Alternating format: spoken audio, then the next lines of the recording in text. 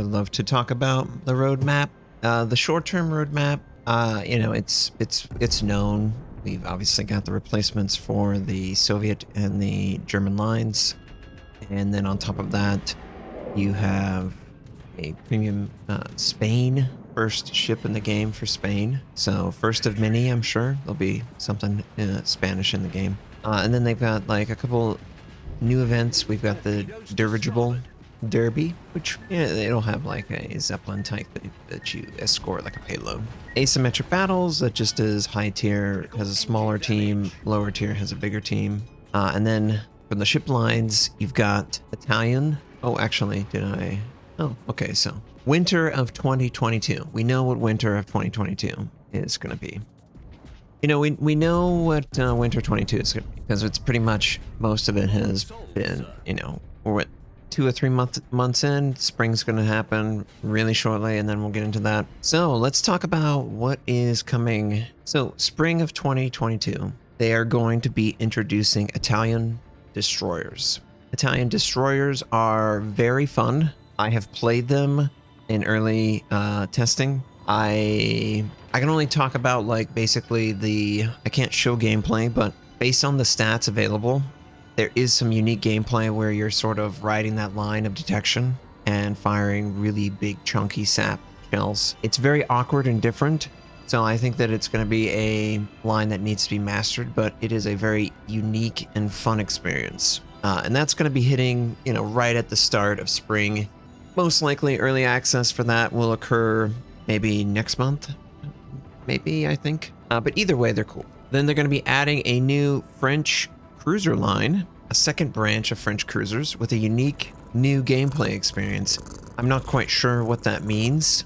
Maybe they are going to forego torpedoes for more impressive gun system. I don't know. Maybe better concealment, smaller light cruisers. I don't know what French line this could be. Chat, do you have any idea what French cruisers? Like, let's take a look at French cruisers. World War II era French cruisers. So we have the Algérie. We already know the Algérie in the game. Like Galizier or whatever, he's in the game too.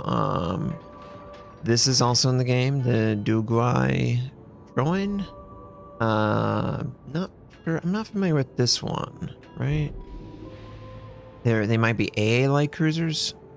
So cruisers, yeah, there's not a lot of heavy cruisers or your traditional cruisers to choose from. So I can't imagine that they're going to be making, well, I guess I could make them up, of course. I'm missing mini low tier heavy cruiser for French. Yeah, I mean, the line is going to be a new gameplay experience. So we'll see what that actually is. I could totally see some type of main battery reload light cruiser with like really fast for the French fleet. It would make more sense than like the Americans, for example. And they've already done that archetype in the game, so it might fit with them, but probably going to be the fastest light cruisers in the game too, you know?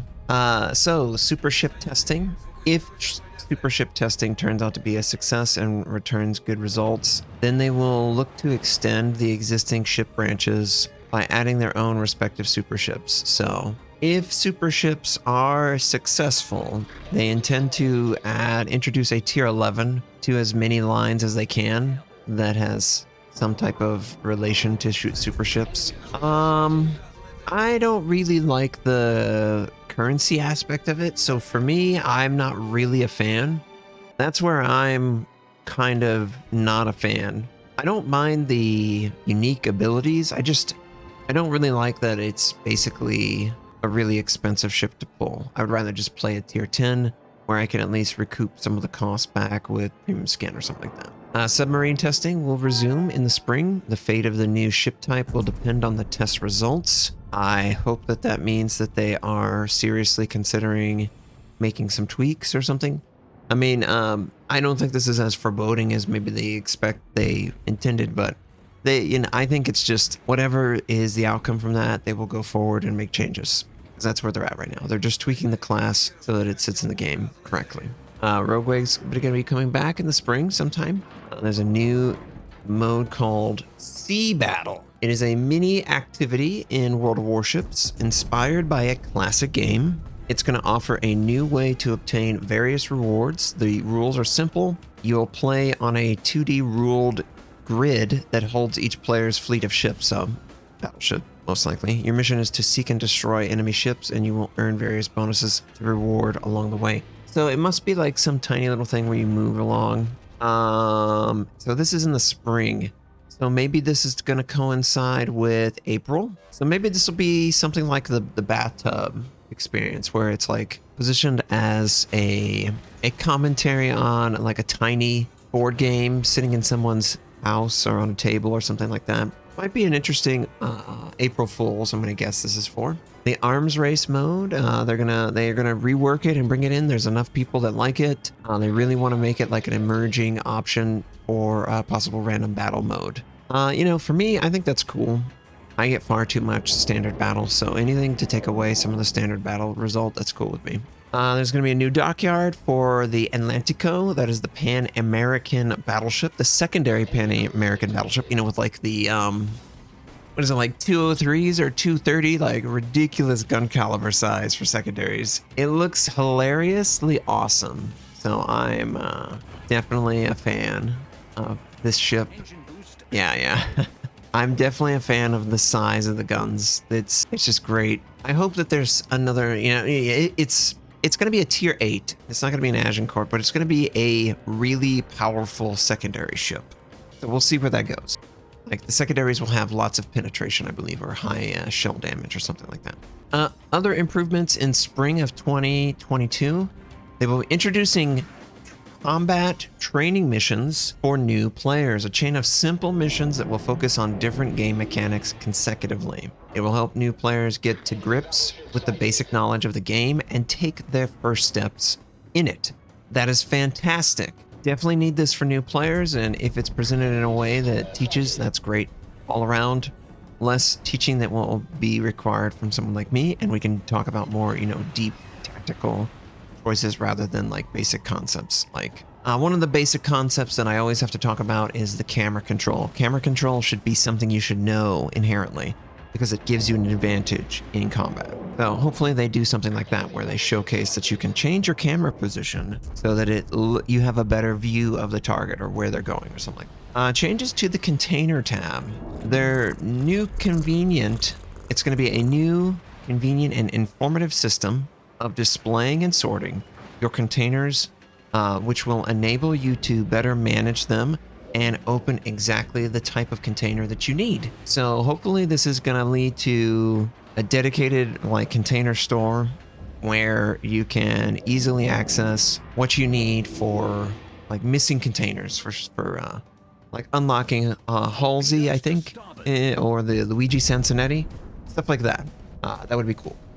I like that. It's a good life quality of life change. It is getting kind of unwieldy. Honestly, I think the containers should have like a double filter. It should be filtered by the type of container and then filter whether it's premium or non-premium, so that the player can have the option, but it's not like overwhelming them with, oh, here's premium all the time. I'll probably go that direction, but we can only hope.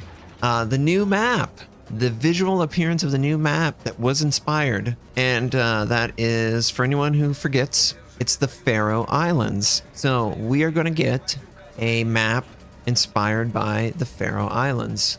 So, you know, it's interesting that this map visually will have this sort of peakiness, this white peak that'll come into play momentarily. But let me just continue with that idea. I have heard that this is close. We will see this very soon, very, very soon. I am going to guess that we're going to see it in this patch, the next patch coming, or the next PTS coming. That's when I believe we will see this new Pharaoh Island map. There's going to be a visual enhancement introduced into the game. So they're now going to be introducing snow, ice, and sand on maps that will become more realistic and spectacular. The ice will build up over, and it will appear on the ship. And it'll be visible in battle on snow-covered maps. Shadows on maps and ships will look more realistic. So maybe this is a clue that we might get some type of ray trace shadow or something similar. This would be great. There's a lot of flickering with the shadow detail on rigging, specifically on ships, because of the quality of the shadow. It can't be that high, so it suffers in texture quality. And they're going to continue reworking maps and ports, and will aim to bring them up to high definition. So it sounds like in the spring there's going to be they can't say exactly, but how many. When too much snow, will the ship sink? Yeah, I don't think the ship will sink. I think it'll just be like a visual effect. Well, that's interesting. I'm really excited about the shadow one, actually. Very curious to see how they're going to implement it. I don't know that it'll be a pure ray tracing, but it should be something that references.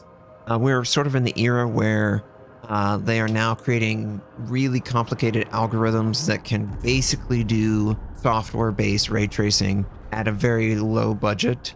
And they could apply it easily to shadows. They could easily just have a system that makes the shadows look better. But that's good. I think the shadows are honestly the next thing that needs to be tackled, because they do look rough compared to everything else on the ship. So that was spring of 2022.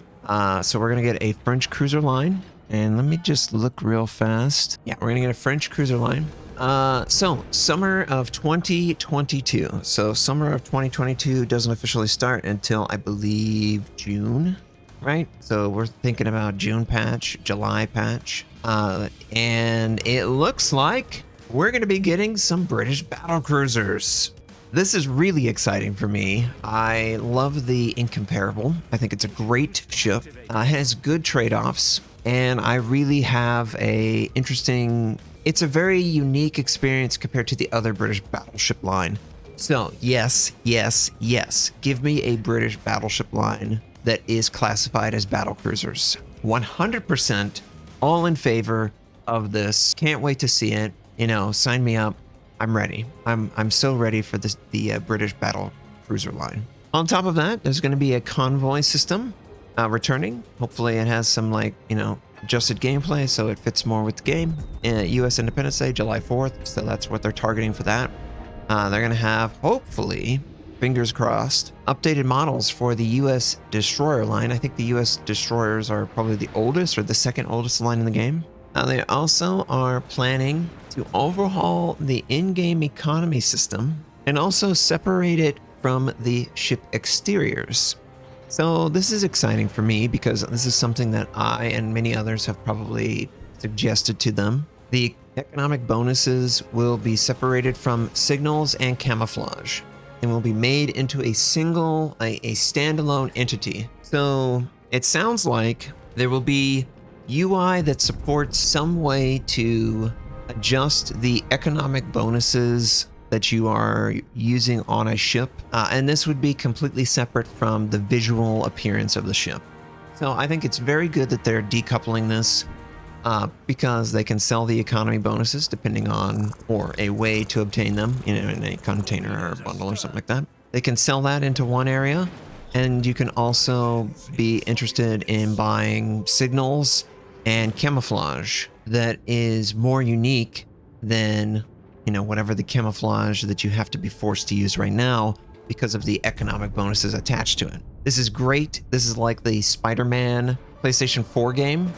If you've ever played the Spider-Man PlayStation 4 game, you can unlock the outfit, the Spider-Man outfit, and the equipment for the Spider-Man outfit, and they are completely separate. So once you unlock it one time, you can choose to use the equipment separate from the outfit, and you can choose to use the outfit separate of the equipment. I love this for customization. This should lead to a lot of interesting visual updates available.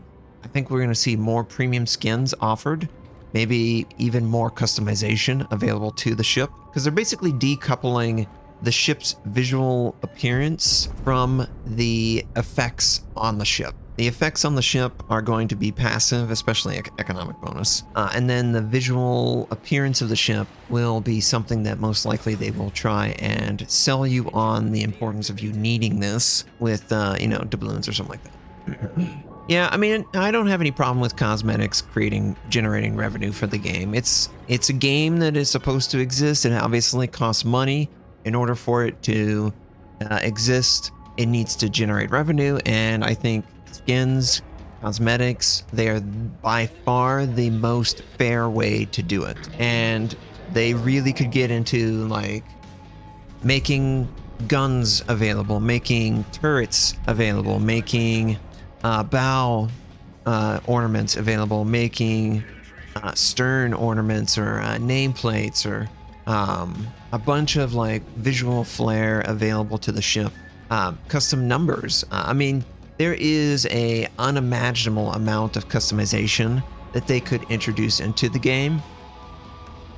And I think that that's the natural progression for them because it's always going to be acceptable for players. You will never see a person complain other than the fact that, oh, they have this I guess, ignorant view that making making art for a game is in some way taking away from the balance of the game or something like that. That's obviously they're two different specialties. They obviously don't overlap. But yeah, it seems that they're decoupling the economic bonus from the signals and camouflage. Signals will purely be combat bonuses only. And also yield combat bonuses. Those are the only things that those will be.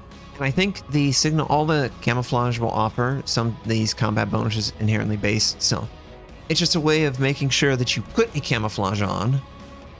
You could get a camouflage for credits, or you could invest in, you know, deeper appearances. So this is summer of 2022.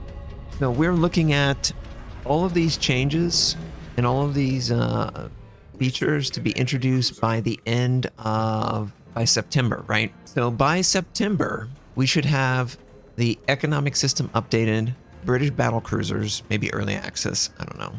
USDD model update, the French cruisers, the Italian DDs, the buildup of snow effects, and some updated game modes. So, and then going forward from that, all of these changes, these are, of course, only some of the new features that they have for 2022. They plan on loads of new additions and improvements to World of Warships for the second half of the year as well. Right now, they're in the preliminary design stage for that, so they're not going to talk about that yet, but they're sure to release another article when they are ready to share the new information and explain the changes. So, interesting. But it's a combat bonus like increased dispersion and I mean, they've basically normalized that to all camo, has it offered by default. So, very excited for the British Battlecruiser line. That is absolutely something that I can get behind. I think the Brits are, it's a really fun experience. If you haven't experienced the Incomparable, you should. It costs 31,000 steel, which I know, that sounds like a lot. It is, but it's worth it. The experience is great. I'm hoping that the full line, when it is introduced, will mirror this type of gameplay because it's very fun. It's like a improved accuracy Georgia, and it has overmatch advantage. So it's very cool. Very, very cool design. And excited for the Italians, excited for the French. We just got the Pan-Asian as well. We'll see where the submarines go. Obviously, that's a big unknown, and I feel like that's where they wanted to leave it. I also got some extra information. The French cruiser could potentially be Dunkirk style. So forward-mounted, maybe larger than average guns. We'll see how that goes. Either way, thank you so much for watching. You can follow me at twitch.tv/Notser. You can obviously like and subscribe this video, and I hope you have a wonderful day.